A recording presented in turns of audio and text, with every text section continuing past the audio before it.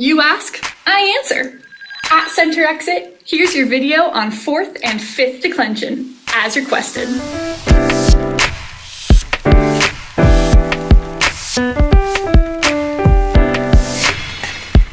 Salve omnes, I'm Jordan Kay, a Latin tutor, teacher, and medalist with a mission to make Latin fun, because I believe it really is. Today, we're rounding out the declensions with 4th and 5th. That's right, there are only 5 declensions in Latin. So after today, you will finally know them all. Now, if you don't already know 1st, 2nd, and 3rd declension, don't worry. I have super fun videos on my channel that can talk you through all the ins and outs. But we're not getting into that today. Instead, I'm cutting to the chase so that you can start with 4th and 5th declension as quickly as possible. Speaking of, let's get started and pull up your 4th declension box. And here you have them, your 4th declension masculine-feminine endings. Us, us, ui, you. Us, ibis, us, ibis. Now, just like 1st declension is often remembered for having lots of A's, the 4th declension is known for having a lot of U's. And not just U's, a lot of us's. This is another reason why macrons really matter. Because that macron over the U is the only difference between your nominative singular and your genitive singular ending. Or between your nominative singular and nominative plural. And I think we all know how big of a difference it can make in the fight if you have one lightsaber versus many lightsabers. So that macron can severely change the meaning of your sentence. Now, this is also the first time you've ever seen a repeat nominative singular ending. Where have you seen us as the nominative singular before? You might recognize it from 2nd declension masculine-feminine. They both use us as their nominative singular endings, which means the nominative singular part of their respective vocab words look very similar. This is one of the many reasons why we always look to the genitive singular part of our vocabulary words to find which declension they belong to. Anyway, let's get back to 4th declension. One of the many reasons 4th declension is taught later down the road is because, honestly, it's not used very often. Here's a list of some of the most common 4th declension words, and I would bet that your curriculum's vocabulary list has at least one of these on it. Let's go ahead and try a couple practice sentences with some of these common words so that we can master 4th declension.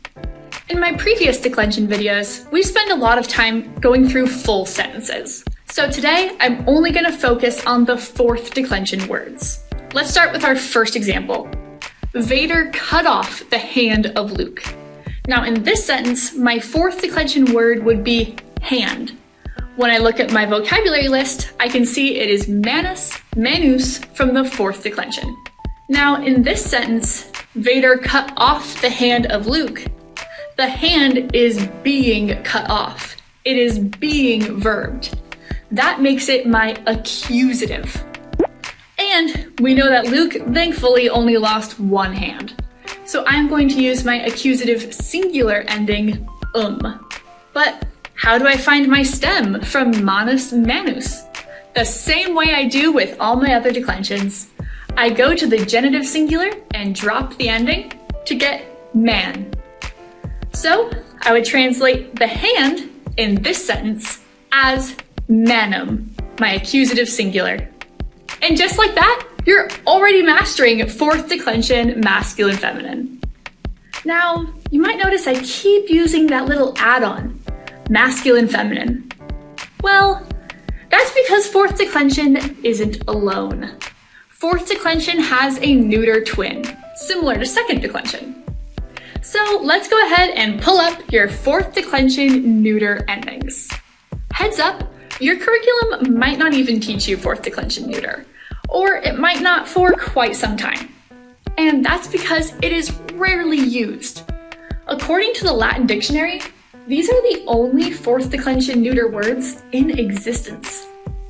But just in case, let's go over the endings anyway. Your fourth declension neuter endings are you, use, you, ua, ibis, ua, ibis. Now, believe it or not, this declension does follow the neuter law. The nominative and the accusative endings match. And in the plural, they both end in A. Now, this declension is a great way for you to practice using context clues because of all the repeat endings. Sometimes that means you really have to take apart your sentence and figure out which case is missing in order to identify which case it's supposed to be in. But because this declension is so rare, we're not going to do any practice sentences. Instead, we're just going to move on to fifth declension, which thankfully only has one variant. In 5 seconds, you'll know all of your Latin noun endings. And here's the last of them, your fifth declension set. Ace, a, ace, erum, abus, ace, abus. And just like fourth declension is known for its abundance of U's, fifth declension is known for its plethora of E's. Since you know so many declensions by this point, you probably noticed that fifth declension follows a similar cadence or sing-songy rhythm to declensions you've learned in the past, even though it does have quite a few of its own unique endings. Similar to fourth declension, fifth declension isn't used all that often. Here are a couple fifth declension words, and odds are you might see one or two of these in your own vocabulary list. Let's go ahead and practice with some of these words so that we can say that we know how to use every Latin declension. Similar to how I did earlier, I'm only going to focus on the fifth declension words. Elsa's ice hit Anna. Or, as I'd like to word it, the ice of Elsa hit Anna. In this sentence, ice is my fifth declension word. When I look at my vocabulary list, I see it comes from glacies, glaciei, where we get the word glacier from. The ice of Elsa hit Anna. The ice is the one doing the hitting, the one doing the verb. So that makes ice my nominative. And we're talking about one ill-fated piece of ice, so we will use the nominative singular ending, which in this case is ace. So I'm going to find my stem the same way I always do, by grabbing my genitive singular, dropping the ending to get my stem glaki, and then add my ending ace. So my final answer would be glaciace. Congrats! You now know every single Latin noun declension, and that is worth celebrating. If you're ready to practice fourth and fifth declension a little bit more and have some fun while you're doing it, go ahead and check out my super fun custom worksheets in the description below. There, you can practice how to translate full sentences from Latin to English with your favorite fandom characters, so that you can have fun learning Latin no matter what curriculum you typically use. And if you want more Latin help with a fandom twist, check out the rest of the Latin Made Fun channel. Or leave your Latin questions in the comments below, and maybe you'll inspire my next video. Valete omnes!